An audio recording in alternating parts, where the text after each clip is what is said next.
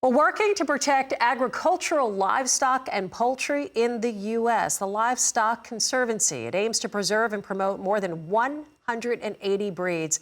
And they just released their 2025 priority list, which ranks the extinction threat for America's farm animals. Senior Program Manager Jeannette Beranger, a good friend, joins us now for more on this. I just love what you guys do. I love what you represent. Jeannette, give us a little background from those who may not know about the work you do there at the Conservancy. Well, basically, our job is to conserve biodiversity. And in agriculture, that's a really important thing. And so the animals that we work with, should they disappear tomorrow, there's no replacing them because the foundation from which they were created no longer exists. So, for instance, if, say, quarter horses disappeared tomorrow, we have the breeds to recreate quarter horses, such as the Colonial Spanish and the Suffolk Punch.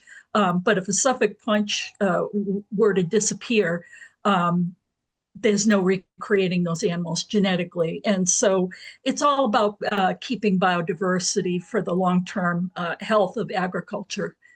It's so important. Of course, now, this latest priority list that you've put together. Talk about the steps taken to do this.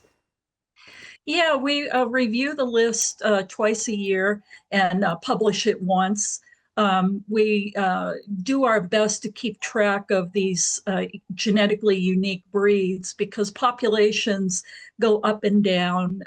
Some breeds are really popular at one point and then they backslide. Like one of the breeds that changed this year is the Barbados black belly sheep that they were doing very well for a long time, and we had them on the watch list, and now they've moved to threatened, and that's because the populations of purebred animals has really slid down over the years, and there's some evidence that that their homeland in Barbados, their numbers over there are also going down.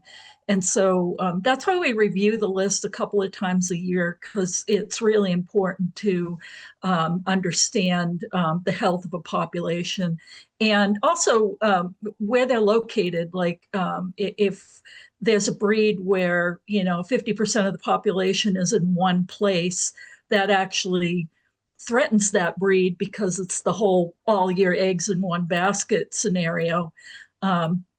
Speaking of eggs, we had another animal that just came onto the list, which is the Araucana. And for everybody that loves those blue eggs that you get, at the farmer's market, they all go back to the Araucana, or a vast majority of them do. And the Araucana, they lay these beautiful blue eggs, but they don't lay a ton of them. And so what people have done is crossbred them with all kinds of things that improve the egg laying capacity. And in the meantime, the purebred animals have been sliding back.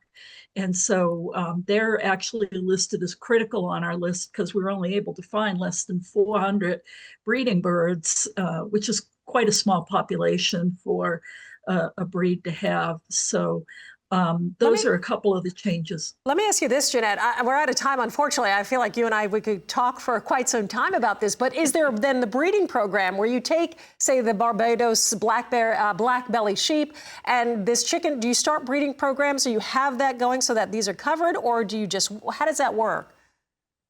Well, we offer support to the people that are working with them, meaning, genetic advice, conservation breeding advice. We try to promote the breed more so that there's more public awareness, promoting their products and, just trying to give the breed a boost. Yeah, okay. But you can learn more about these on livestockconservancy.org. And we've got tons of information on there. And we have a breeders and products directory. So if you want to find these breeds, you can go online and find them there. And we're happy to answer questions. And just great, and for great information, just great work. I'm just fascinated by what you do and how you keep up on all of it. But again, looking at that priority list, it happens several times throughout the year, and it's something that seems like it's ever changing. but doing incredible work. Yeah. As always, thank you, Jeannette, for being here. We hope to get you in the studio with one of your animals, by the way. That would be neat. Look forward to that happening down the future. Next time I'm in town. I love it. Livestock Conservancy Senior Program Manager, that is Jeannette Beranger. Always a pleasure.